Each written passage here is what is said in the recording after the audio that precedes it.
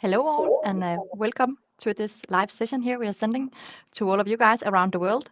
Please use the chat function and put in whatever questions you might have during this presentation, and we will attend to them as soon as possible. If not before, then at the end of this session. But to start with, maybe you can help us and put in the chat where you are from around the world, so we have an idea what kind of audience it is we're speaking to right now live. So please interact with us. Good, let's get started. We have so much really cool stuff we want to share with you today. So I think we should jump right into it. And here on the first slide, let me just start by introducing who it is you will meet today. First, we have Einar Lukman. He's our technical manager within Danfoss Climate Solution. He is the daily technical responsible in our smart store and our application development center. Today, you'll see a lot of videos we have done with him in the smart store, and they will be played throughout this meeting here today. Mark will be our main presenter. He will be the one who will, between the videos, give us much more details about what it is for kind of solution we have built here with our smart store.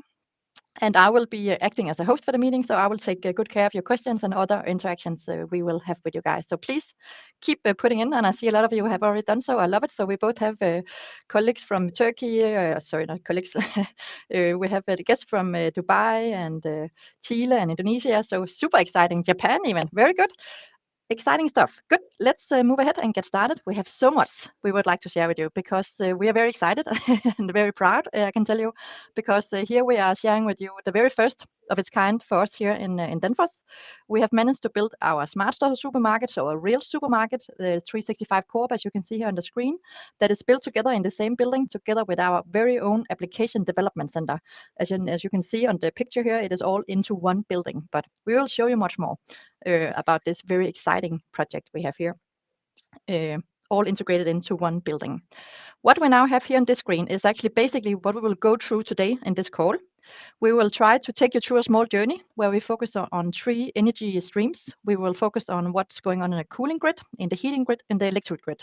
So Mark will take this step by step and explain much more in detail, but all of this is what we will try to have all of this communication to be built around. But now you have a little bit of idea what you will get to see. So if you see any questions or have anything, put it in the chat and we will get back to you afterwards. Good, I think that's it. I think we should just get started. Are you ready, Mark? Yes, thank you, Anja. Good morning, good afternoon. Let's say I will stepwise walk you through system technologies, what we implemented on these systems, and I will start with the cooling grid. As you can notice, something which is a bit different than to the standard units, we have 2 packs. There is one standard pack and then we have advanced pack. Later on, I will explain you why we have 2 packs, because we would like to do benchmarking between the standard pack and advanced pack, and also to test also some differences in technologies. Then we have, of course, evaporators on the cabinets and in the cold room. Then we have a CO2 chiller. Why we have it? Because on the standard pack, we don't have implemented air conditioning load. So when we will run system with the standard pack, we will need to have a chiller. What is specific here? It is a CO2 chiller. Then we have a ground loop, what we are using in 2 functionalities. But when we're talking about cooling grid, we will use this also as a subcooling during the summertime. We have also possibility to store cold energy in tanks to be ready for the good start in the morning in the store.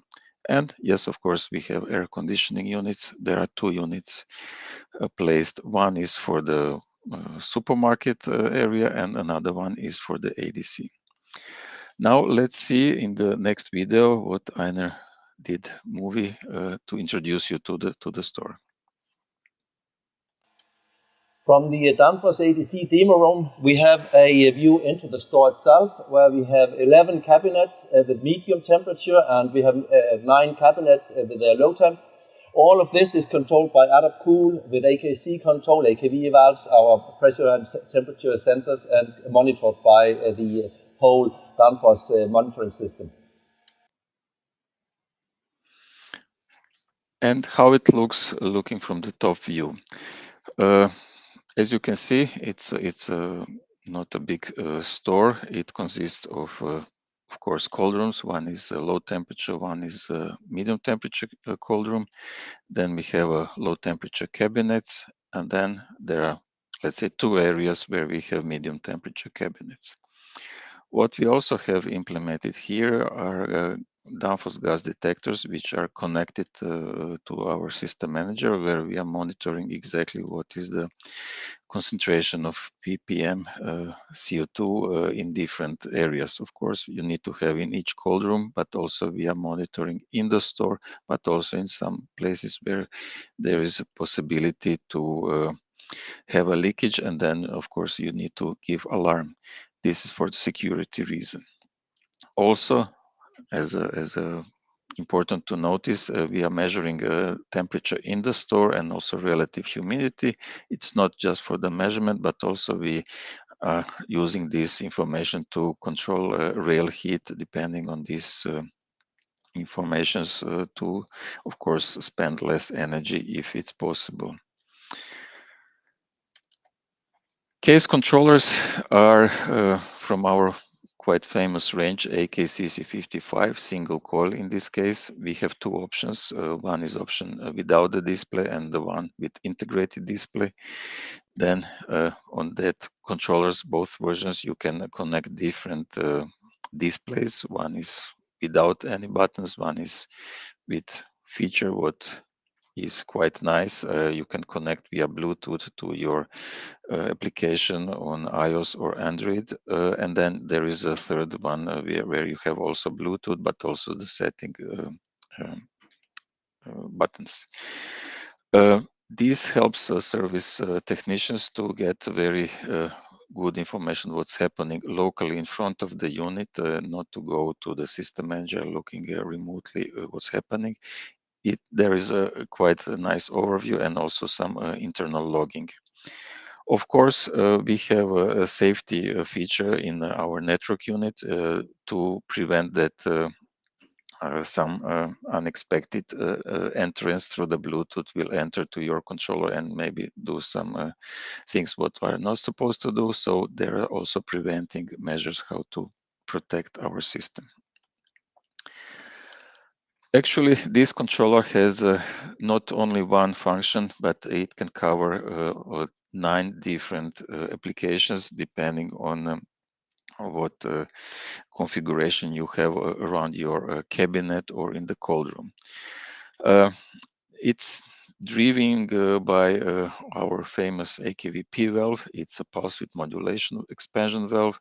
And then, as you can see here, we are monitoring pressure and temperature out of the evaporator, and using this information we are controlling how much we are injecting liquid to the evaporator to have as low as possible liquid out of it when we are running adaptive liquid control, which will be mentioned later on. We also possibility to have additional sensor to measure food in every area what you need. On our plant, we have 3 different configurations what we are using. We are using like a normal stand case with one evaporator, but also we are driving also some special cabinets where are driven by one single evaporator, but 2 areas. But of course, driven by only one electronic expansion valve. And then, of course, we have a cold rooms, what I've mentioned before. And now let's see what what is driving this beside cases and cold rooms. Let's see our packs, what Einar did recording. Yes, just before the video, I just want to thank everybody for joining in and putting in all the places you are from in the world. By all means, if you have any questions, please make sure to put them in the chat and we will revisit them as soon as we can. So be very active, then we will be able to get back to you. Thank you. Thank you too. Here in the demo room, we have 2 refrigeration packs, a standard one in the back end and the advanced version we have up here. And with a lot of Danfoss equipment and controls, we have heat recovery. We have our high pressure valve, CCMT valves, also for bypass. We have our ejector technology. We have Danfoss block compressors. We have Danfoss drives. And we also have the control by means of the PC72 pack controllers, and with all the IOs as can be seen up here, taking control of the whole unit. Okay, as Einar said, we have a standard pack, and it's standard CO2 transcritical pack consisting of low temperature evaporators. In our case, we have a load of 13 kilowatts there, and then we have on medium temperature evaporators load from 29 kilowatts. Then we have low temperature compressors, medium temperature compressors. They are configured in a way in a booster mode. So LT compressors are discharging gas to the suction of empty compressors. Then we have a gas cooler, because with CO2 transcritical system, we are not calling this anymore a condenser, but a gas cooler, because we are going above a transcritical point. Then what we applied here is a heat recovery. This is the load what we have to manage in the store and also in this application development part of the building. If there is not enough load in the system, especially during winter time, when the load on evaporators are dropping, and then simply our compressors have to manage these low load conditions. But from other hand, we are requesting to have a high heat demand to supply to the building, because it's of course winter. Then we have a additional evaporator connected to the ground. It's on a level of 20 kilowatts, where we can actually get into kind of heat pump mode to create even more heat for the system, and of course delivering to the buildings. Then to control pressure in the gas cooler, we have a high pressure expansion valve, which is controlling pressure in the gas cooler depending on, first of all, ambient temperature measurement, and then from ambient temperature we are defining what is the reference temperature out of the gas cooler. From that we are calculating what should be the reference pressure in the gas cooler. So this is something which is specific for the CO2 systems. After this high pressure expansion valve, we need to control pressure in the receiver. Someone is calling also separator. And here we are controlling this pressure by using gas bypass valve. All in all, this is a standard CO2 transcritical system. What we have as a next to this standard unit, it's advanced CO2 energy pack. Beside all these units, what we discussed before, we have something what is additional. First of all, we have a control after the gas cooler with our modulating three-way valve, which is capable to tune this temperature out of the gas cooler in a very cold climate conditions, but also during a heat recovery process, we can completely bypass gas cooler and in that way we can even more create heating during the winter season. But what is additional also? We also have a technology, what we call ice melting. So after the gas cooler, you have a relatively colder CO2, but still we can use this to heat up the glycol water system. It's a hot water system to melt ice in front of the building. And also what we have is possibility, and this is technology what we are using in the summertime. It is this ground cooling, where we are using this ground as a heat sink, also to do additional subcooling to increase efficiency of the system even more. Then together with high pressure valve, we have in parallel combi ejector, which is actually part of our multi-ejector solution. And to know, we have different technologies, and here is implemented technology combining of high pressure lift ejector, which is mandatory to be used together with the parallel compressors. And in the same block, there is a liquid ejector, which because of the nature of this system mode operation, you need to have also a suction accumulator, which will capture liquid portion which will be released from the medium temperature evaporators, and then is bringing this gas and liquid through the ejector to our receiver. All in all, We also added to that system air conditioning load, where we are during summertime have to provide this cold glycol for the air handling units, which is driven by our low pressure lift ejector, and it works in a way like a small internal compressor. So we are recovering energy from the high pressure to do some useful work in the system. Pack controllers, very briefly. One pack controller have capabilities to control up to 10 medium temperature compressors, 8 parallel compressors, 4 LT compressors, and in each of these suction group we can apply 2 variable speed-driven compressors. And as you can see here on the screen, there are all these drives implemented here. Of course, this controller is controlling pressure and temperature in the gas cooler, and also controlling the receiver pressure by using gas bypass valve. And when there is possibility to apply parallel compressors, and here we recently introduced very smart function where we have this smart switch between the gas bypass valve operation IT compressors. More of those things we will explain in some other sessions coming in October. Then this controller can also manage our different ejector systems coming from high pressure lift ejector, liquid ejector, which is implemented here, and low pressure lift ejector system. Of course, heat recovery is also one of the things quite important to have this all-in-one solution in one, let's say, system. And what you will see later on, it's not necessary to add any additional heat source. Multi-ejector solution, as you know, I mentioned there are different versions we have in our portfolio depending on different applications.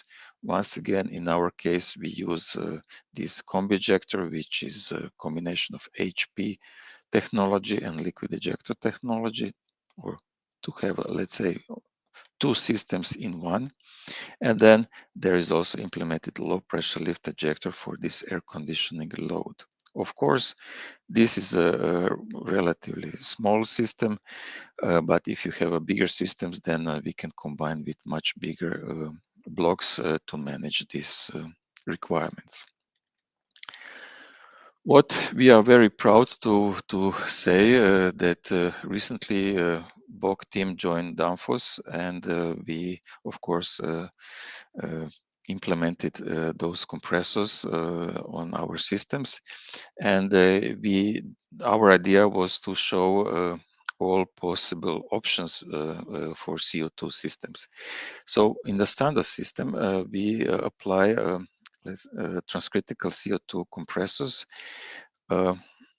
which if you look at the range of those compressors, there are 4 housing sizes with 19 displacement stages.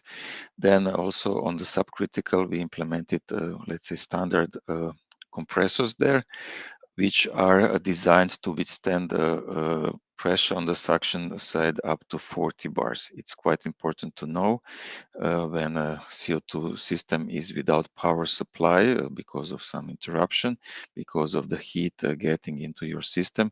Of course, the pressure in the systems will slowly go up, so you need to protect your system. On advanced system, we wish to have even more advanced compressors to show all possibilities what we have. And here we introduced compressors with, same compressors, but with LSPM motors, which has a much better efficiency than the normal asynchronous motor. And on the subcritical side, we implemented LT range of compressors, which are designed to withstand 100 bars on the suction side, which is again extremely important when you are getting into these standstill situations. There are these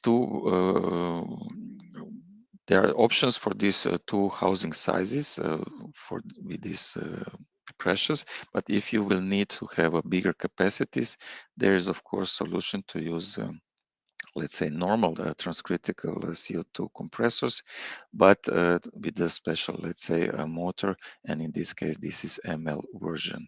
And then, of course, you will get to all the varieties of capacities you would like to apply. This is something what we wish to talk about refrigeration technology, but let's now look how we are adding to refrigeration technology or cooling grid heating grid. So first of all, our both packs have possibility to produce heat, which can be used, of course, for the heating, ventilation, air conditioning system. We can also store this heat in the tanks, which can be used also in both directions. It's used also for the hydronic balancing system, where you are different heat demands, like radiators or fan coils, also for the de-icing, what I mentioned, and also for the ground loop. We are using this heat sink to produce more heat when we need in this, let's say, heating application. Also, this system is connected to the external heating grid. In our case, it was a district heating.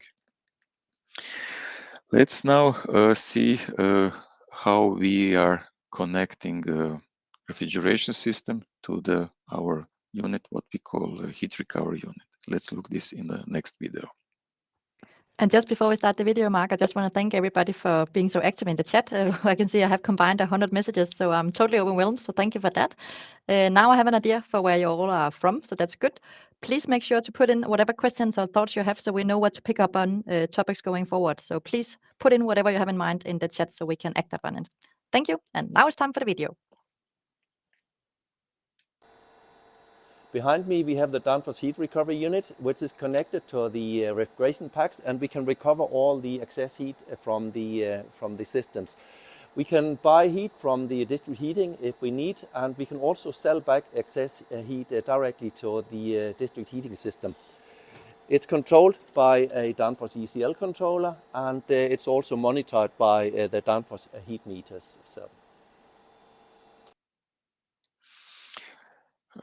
Now I will try to explain you how the system works. So as Einar said, there is a heat recovery unit, in our case consisting of these two tanks, which are connected in a way, if you can imagine, like one very tall tank. It is important to have a really good temperature stratifications in these tanks, because in that way you are avoiding mixing of these cold and warm streams. It is controlled by the ECL controller with a dedicated application, and when there is a request for the more heat to be applied to those tanks, it's coming to our pack controller.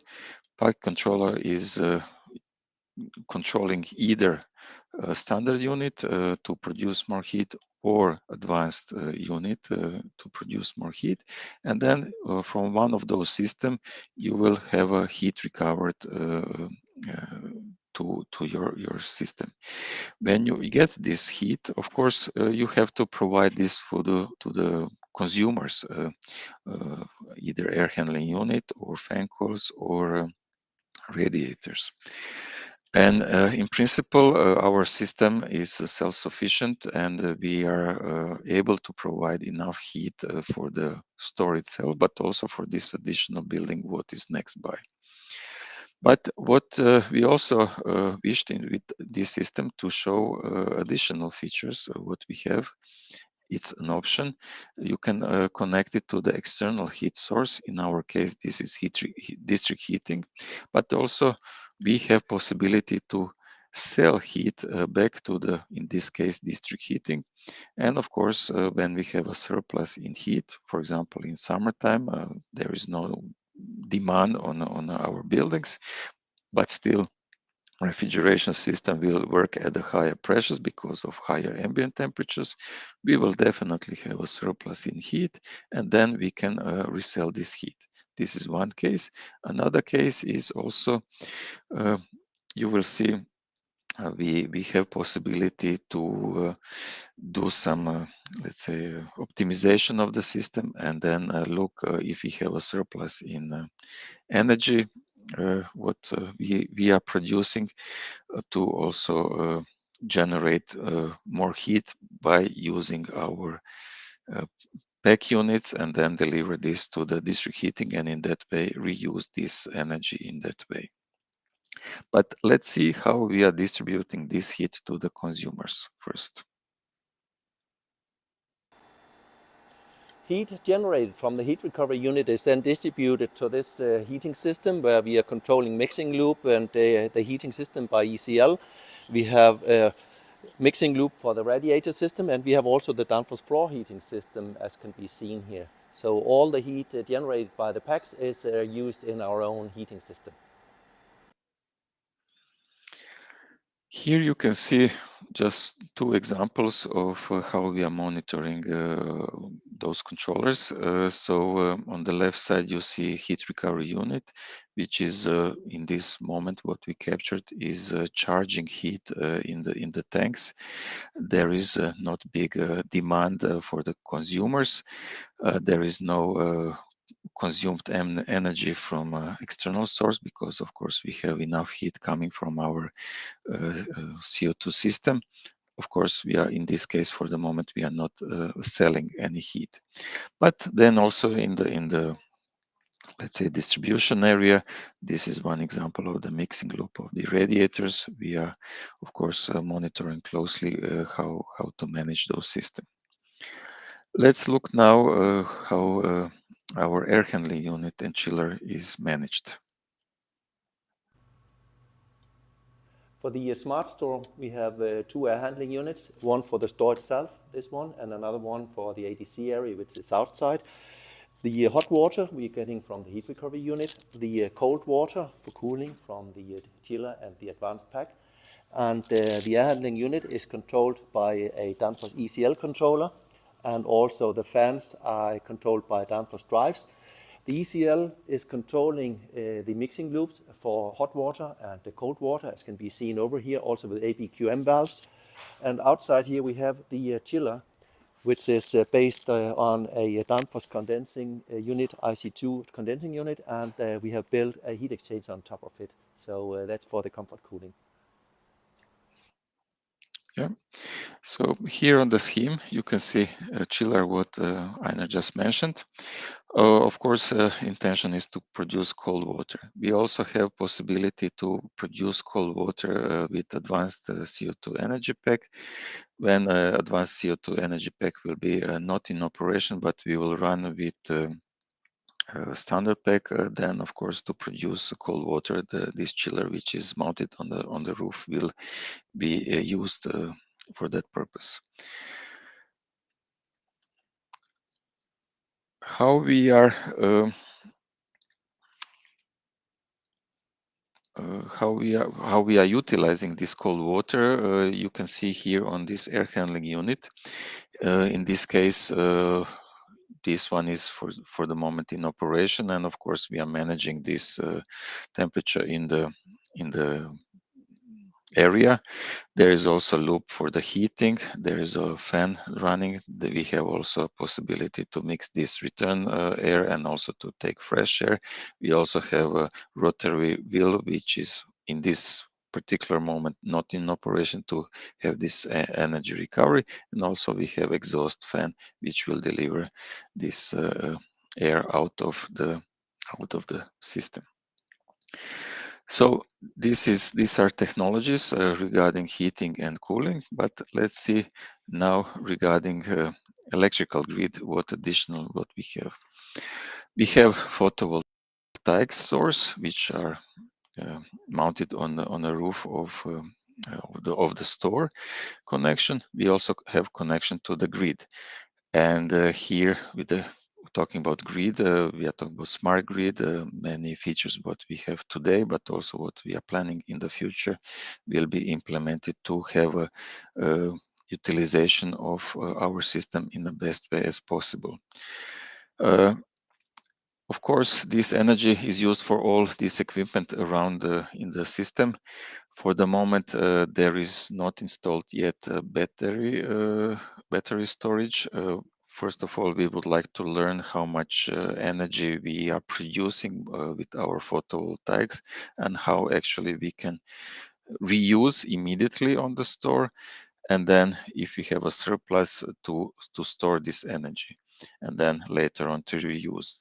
So for the moment, we are analyzing how big batteries we will need in the future. But let's see how these energy streams are looking from the roof. Coming to next video. What is important for this store is that we can optimize the energy streams. And behind me, we have 100 kilowatt of solar panels. As you also have seen before, we have the heat recovery unit where we can recover all the excess heat and sell back to the district heating system. So this is about optimizing the energy flows so we can have the lowest possible energy cost. What is important to mention once again, our aim is to optimize energy cost. So in that way, we are looking how we can combine all these three energy levels and to reuse them in the best optimal way. We have possibility to store energy in the tanks. We have possibility to use ground source for heat pump operation or subcooling. We have possibility to resell heat or buy heat if, for example, price of energy from the district heating in this case is quite attractive. Maybe there is a sense also to use this heat from the district heating rather than produce from the PEX. Vice versa, if we have a situation that we have additional electricity what we are producing and the price wise it's better to produce heat using our PEX, of course we will produce it with our PEX. Regarding smart grid, regarding limitations, we can get a signal to limit compressor operation, just not to go over this limiting levels, and in that way we can avoid to have additional charge for having a more consumption than what we are claiming as a limit. And of course we have to adjust our system to work in that way. Of course, the second point is what is very important to maintain the temperature in the cabinets and in the cold rooms like it should. All this is monitored and managed by our network unit, AK System Manager 800, which you will see in the next video. Here we have the System Manager 800, which is monitoring the whole refrigeration system and also the part of the heating system. We are controlling and monitoring the CC55, the pack controls, the PC782. We have MCX control, we have extra IOs, and as can be seen up on the screen here, we can see the different applications. We have the store layout, we have the standard pack, we have the advanced pack, we have the comfort cooling, and we have also the heat recovery unit. So all this monitored by the System Manager 800. Yeah, to look on a simplified scheme, as you can see here, System Manager is communicating read and write possibilities, of course, to our evaporator controllers. We have Danfoss gas detectors connected to through the communication line to the System Manager, and also pack controllers. So this is, let's say, standard refrigeration part of the system. What we have additional is here this air conditioning area, where we are producing cold water, and heat recovery unit where we are producing heat. And as a glue between those three systems, we are using Danfoss open kind of PLC controllers where we develop our own application which is managing those systems, of course adapted to all this complexity what we introduced in this system, and managing when we are applying different technologies looking from the ground source, looking from the cooling loads, looking also for the heating loads. So it's something which very easily we can explain like a glue between all those systems, and of course connected to the system manager.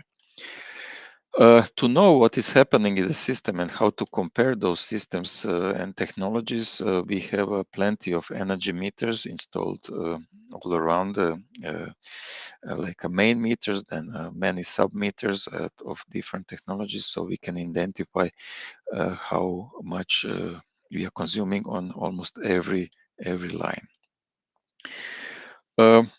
What we can also do with the system manager, we can connect to our cloud solution, we call it Alsense, where data can be stored and analyzed in also much more advanced way, and also data will be stored here in a much longer time than what we have as a storage facility on and memory on a system manager as itself.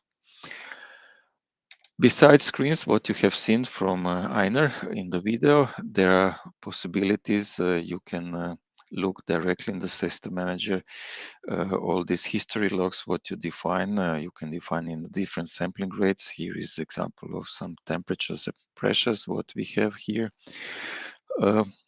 Then you can go more deeply into the system view with kind of more graphical, informative way. Then you can also have a very easy way of looking at your evaporators to see a simple overview of the cooling conditions. And then as one of the interesting feature is also to have a HACCP reports where you can download those and have this for the inspection, what is necessary for the legislation to prove that your products were cooled in a decent way. This is all what we prepared for today, but let me now try to announce the new sessions which are coming in the next weeks. So we will start at the beginning of October, so 5th of October, with the first lesson where we will deep dive more into the standard system, standard critical refrigeration system, where we will explain some more features, what we didn't have time today. And then we will talk about heat recovery unit and hydronic system, balancing system, which is extremely important to get the best utilization of these two technologies. Also, part will be explained how we are driving CO2 system when we are in this heat recovery mode, because it's something which is a bit special in CO2 system comparing to all other systems, other refrigerants, what you know. After that, we will have a 12th October topic focusing on this advanced critical refrigeration system, where we will definitely talk about ejectors. We will talk about this air conditioning load, what we implemented there, and also these different technologies, what we applied there, and how we see the future of advanced system. Next to it, there will be a guest who will, from the BOC team, who will talk about more deeply into the BOC compressors to give you overview and why we believe BOC compressors are great compressors to be used in CO2 systems. Next, there will be 26th of October, focus on cabinets, evaporators. We will talk about specialties with the controller I mentioned at the beginning. Many options, what we have, what was not implemented here, but you can of course implement it here. There will be topic about gas detectors and also expansion valves, why we believe this is the perfect option for the supermarket application. Beginning of November, 2nd of November, we will talk about system manager and store view application, how you can access using your browser, and then to see and how to adjust the system and what network functions we use to optimize system, coming from the defrost schedules, coming to the real heat control, coming to the calm system, what I mentioned, coming to the day-night operation, etc. And also how we are thinking to do this management of these energies between these technologies. All in all, the last one, 9th of November, we will talk about Alsense cloud solution, where we will talk about this system developed to monitor not only one store, but multiple stores, hundreds or thousands of stores, and to make ease of understanding what is happening in your systems and how to focus on troubleshooting and to focus on those which are not performing right. And Anya, Yes. now you will explain us how colleagues will register for those sessions. Yes, for sure I will. So we will be able to share a link with you very shortly, I believe, where you log in, you click the link, and then you simply just click which of these trainings you like to have. I suggest you simply take the one in the top where it says select all, because you should of course sign up to all of our trainings.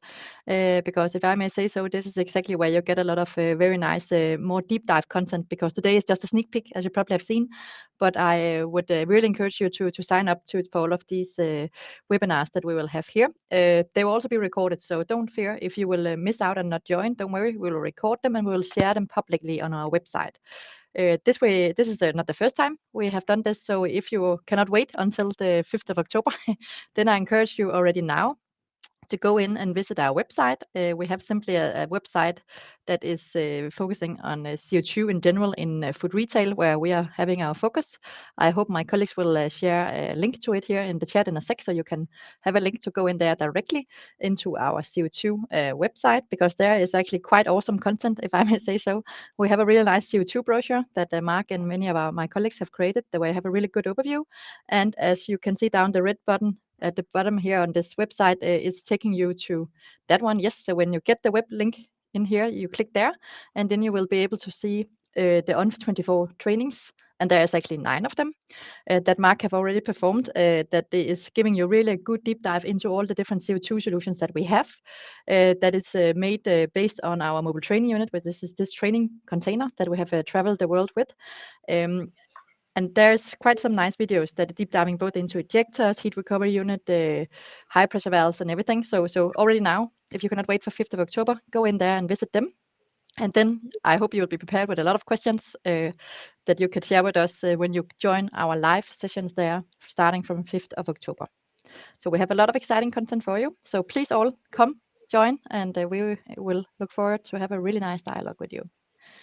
And here, in the meantime, while you're presenting, Mark, you have no clue, but I can tell you, we got a lot of good questions. Yes. Good. Yes, and I am thinking we probably just have to jump right into it and say we would like to take some of the questions from the audience now.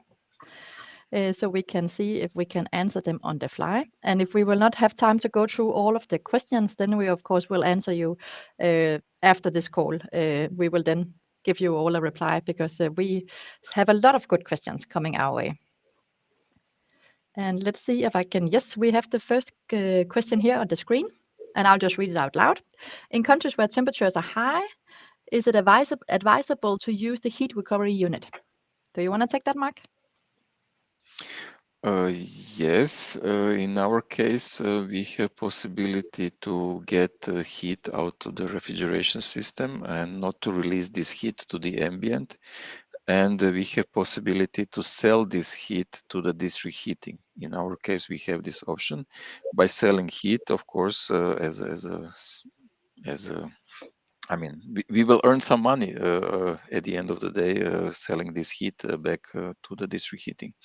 And in many situations, this is also benefit for the district heating, because typically during summertime they are doing a renovation of their systems, and actually they are looking for this kind of additional heat source during summertime. And in that way, it's a, let's say, positive situation for both of let's say companies. We as something which will produce heat and sell, and then also they can also rely on this and have, let's say, more space for their renovations, let's say. Very good. Then I think we're ready for the next question. And I will try to read it out again loud because some of our audience might see it on a very small screen, so maybe it's not easy for them to follow. So I will, as soon as we see it on the screen, I will read it out loud, and then I will see who of these two gentlemen will jump in and try to answer it. And while we're waiting, I can say, Einar, thank you very much for the videos. I think that was really a super good job of you there, making the videos so we could have a sneak peek and share with everybody here. So the next question is, can we estimate how much savings we can gain compared to a standard transcritical CO2 system? Who would like to take that one? I could at least try. Yes. We have just had it running for 2 months now, so and we are in a startup phase. But compared to a first generation CO2 plant, at least the idea is that we are saving at least 50% compared to first generation CO2 system. But we are doing monitoring, as also explained by Mark, during the next year here. So we will have a fact-based calculation and presentation of the energy consumption with the different technologies. I saw a number of questions also around what is the payback time and does it make sense for different technologies. I think it's worth mentioning that our store is not a standard store. We have built a store where we can present the technologies available for supermarkets around the globe, from small stores up to bigger stores or hypermarkets, from cold climate to hot climate. That means that not all these technologies Mark have shown you make sense in one supermarket. It depends on where you are in the world. But we want to have the possibility to showcase the technologies available. And we are not cheating here, because all the technology we have shown you is something which is available for customers. So the idea is for us to showcase what we can do around the world for our global customers, and not all of it makes sense at the same time. Yes, very good answer, Einar, I would say for sure. Good. Let's take the next question. And here's a question that is about what target regions do we see and what kind of buildings is recommended for the heat recovery unit? And in general, when is it cost efficient to consider in doing design? Mark, you want to? Yeah, yes, Einar, by all means, take that. For the supermarket chain, which is, it's a private owned chain which is running the supermarket here in a franchising.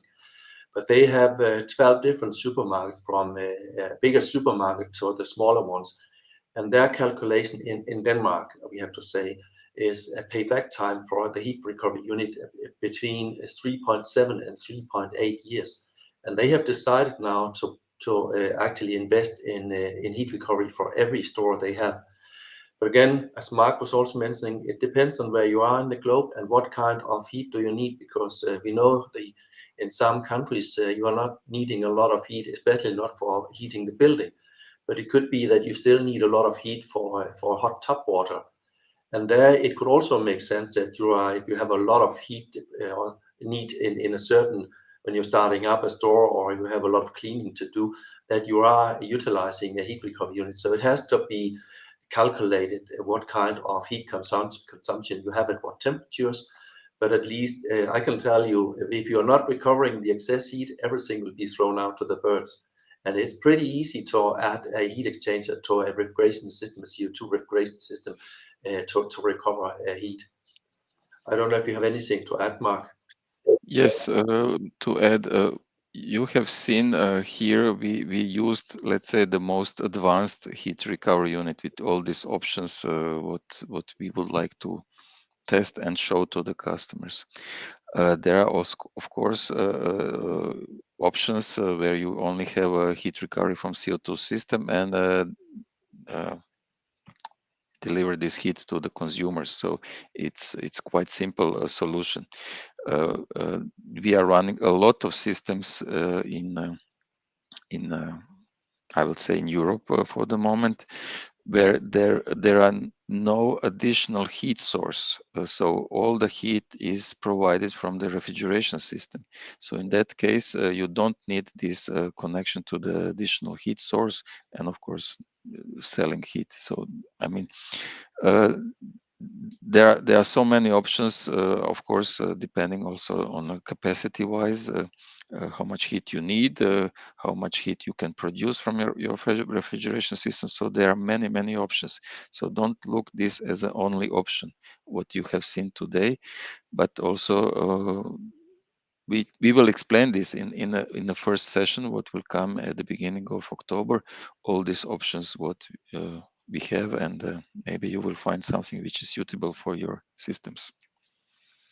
Yes, very good, Mark. Maybe just to note that the only thing that's really critical is that it needs to be a CO2 system you have, and you can always add this on. So even though you have a CO2 system running in your supermarket, you can always add this on the heat recovery unit. We're actually seeing that a lot of places that we simply build it on as a retrofit because it just requires that there's space, of course, and the heat exchanger and then the heat recovery unit, and then you're actually able to add it on whenever you have time to do the opportunity to do the investment.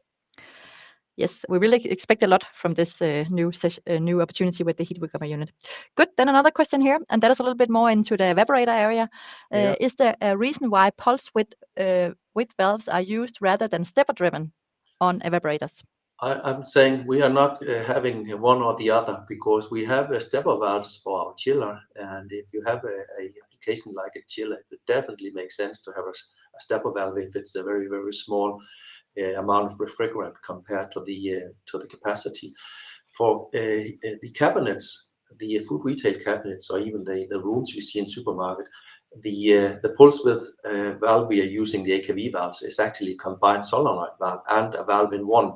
So it's a very simple way of also ensuring that you have a normally closed function when there is no power, or if someone is cleaning a cabinet.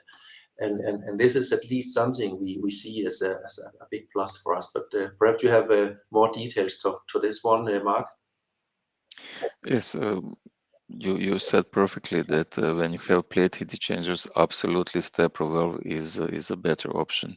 But when you have these air-cooled evaporators, then it's pulse width modulation option really good solution, and especially in the systems where you have a multiple similar size evaporators, like in the supermarkets or distribution centers, etc.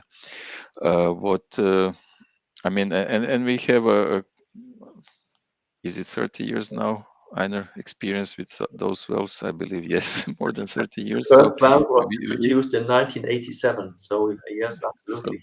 thank you. So we have quite I mean, big experience with those wells and applications worldwide. What we did 5 years ago, we did upgrade of AKV wells. We implemented this soft opening and soft closing to reduce this noise which was present even more in CO2 systems, because the pressure difference is much higher than, let's say, in other synthetic driven refrigerant systems. And then we introduced this soft opening closing, which of course even more increased the way how the system is working and reliability of the system. So What you call noise in the US, they call it the sound of money, because the saving they okay. are creating by using an electrical valve here. So Yes, good. I think we're ready for the next question. Good. Here is a question. With all technologies developed for CO2 systems, does the smart store simulate to operation in tropical countries like Southeast Asia region? Okay. One very typical application what is used in this warm climate area is this adiabatic gas cooler. Yes, we have also this option to be used in on our system. No matter what, in Denmark, maybe it's not big sense, but as Einar said, we would like to show, test, and present all technologies what can be used worldwide. In some areas, some technologies have sense, on others maybe not. So besides this gas cooler, which will this adiabatic cooling, which will decrease ambient temperature, which is cooling this gas cooler, this will of course increase of the efficiency of the system. The second is technology, these ejectors what we have. When you have a higher pressure in the gas cooler, you can utilize more and more this high pressure as energy to increase efficiency of your system. Someone will say in a tropical climate, CO2 system is not efficient. Yes, it's definitely lower efficiency than when you go to the medium or cold climate areas, but also other refrigerant systems they are not efficient in a warm condition. So you have to think about this, that warm climate simply is not helping refrigeration system to be very efficient. But maybe as a conclusion, we can build even in a very hot climate CO2 systems to be better, or at least the same efficiency like other refrigerants today. Very good. Super good point, Mark. And we will very much have more dialogues with you. So if you would like to learn more, reach out to the local Danfoss team, and we will explain you much more in detail what it is we can do for you in your region. Good. And while I remember it, there is another question coming up here, and that is AKSM 808 the latest system manager? And I believe I can answer yes to that, but I don't know if you want to comment any more on it, Mark. Please, you first. I would just answer yes. But what is the question? If it is the latest one. Yeah, yes, of course. It is the newest one. It is the one we are using and selling the most right now. So by all means, yes. Good. Then I think I just want to note, I saw another question that I just want to mention while we're here, is that I saw a question if where we have the stores located, and maybe I was not specific enough in my beginning. That's my bad. We have built this very nice smart store and application development center simply right next to our headquarter in Danfoss Nordborg. So it means that it is simply if you come by Denmark and you come and visit our headquarter, then you simply will be able to both visit our headquarter, our production and everything, and you will be able to come and see the application development center and smart store by yourself. So just to answer that question on the go. And now I see there's another question here, and that is, where is this smart store located? Yes, exactly. It is located in Nordborg, Denmark. And that was exactly my point. That I've course should have said that before. Now we have another question. And by how much do you need to extend your investment to attain a smart store like in the giving presentation? And what is the return of investment of implementing this system? As also I mentioned earlier, we have put in a lot more technology than what makes sense in a small store. And here we in the standard solution as we have is typically what we see in a smart store, and that's also what we're using for benchmarking, because the standard solution is the one which is already specified by the supermarket chain, which is running the operation. But again, we do have the possibility in this small store here, where the system is scaled down to fit the capacity of our store. We can calculate also what would be the payback time on a certain investment, depending on the store size and depending on the region where you are. And so by having all the technologies in-house and testing them one by one, not in a lab, but in a real store, because all the noise you see in a real store, we also see here. Someone forget to close the doors and they're overstacking. All these things we experience here as well. So we are actually able to test it on a live supermarket, and again, then we can scale up. When does it make sense to use, like let's say, an ejector technology? When does it not make sense? And there's some of the technology we're showing. It does not probably not from a business case point of view or return on investment point of view. It does not make sense to invest in these smaller stores, but in hypermarkets, there's a lot of the technology you would install. So again, it depends. But we need to be exact on in what region and what size of store or how much capacity do we need to build refrigeration for to be able to also to build it. The standard system, we are on par with this store with what they are paying in smaller stores in Coop, in the supermarket chain in general. So we have not built something for the standard system which is more sophisticated than what they're already using. Good, very good. Now I'm told time is actually up, so we have to stop. I can tell you, you guys, that you have received a lot of praises. Great presentation. Thank you, Mark, for the really good and thorough presentation, and really nice videos, Einar. So good job. And of course, all about the questions. Good job. Only one thing I want to say before we end, and that is now we have presented a little sneak peek of how it actually looks like in Nordborg, Denmark. Now I encourage all of you to consider, if you want to go there and see it for yourself, then reach out to your local Danfoss team and start the dialogue of what would be possible and so on and so forth. But if you want to know more, follow the links, and yeah, looking forward to see you online or in Smart Store. And I'm here, so just come. Yes, Heiner is there, so that's really good. Cool. Well, thank you all for joining. It has been a pleasure, and have a great day. Thank you from my side also for listening us.